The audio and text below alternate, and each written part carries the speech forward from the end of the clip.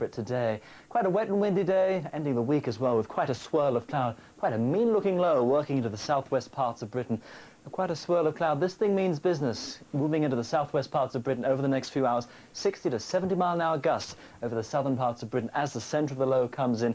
And needless to say as well, quite a bit in the way of rain, heavy rain, the gales, and also the risk for flooding. But in particular, look across the southwest parts of Britain where we close in, and I'll show you. See some of the blues, the greens, the yellows, the heavier downpours as the centre of the low comes in across Cornwall, Devon over the next few hours. Some very strong winds. The wind arrows, those are sustained winds. The stronger gusts, much higher than those numbers you see. And across the south coast, some very, very strong winds. Maybe across the Midlands, southeast parts of England, a little bit of a rest before the next rain comes in.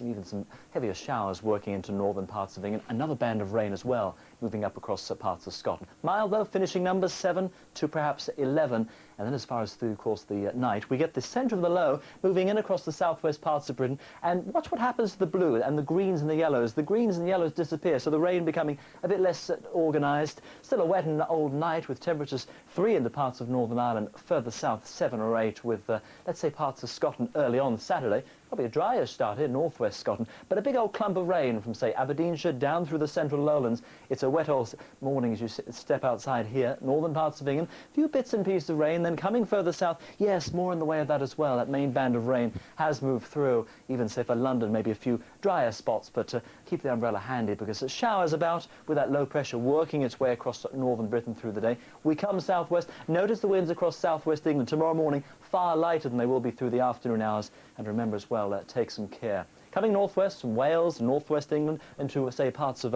Northern Ireland, a few showers to start off with, 5 the starting number in Belfast. And what's left of our low, sitting across northern England, notice how it's just bits and pieces. It just thins its way north. There'll be some showers tomorrow, but there'll also be some brighter skies, maybe working into southern parts of England, here and there as well. Winds won't be as strong, and finishing numbers pretty similar, 7 to perhaps 10 or 11 through the course of Saturday.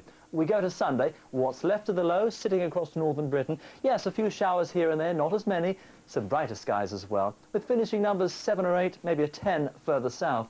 And then as far as over the next few days, drier, and temperatures pretty similar, but not looking too bad. That's the weather for now.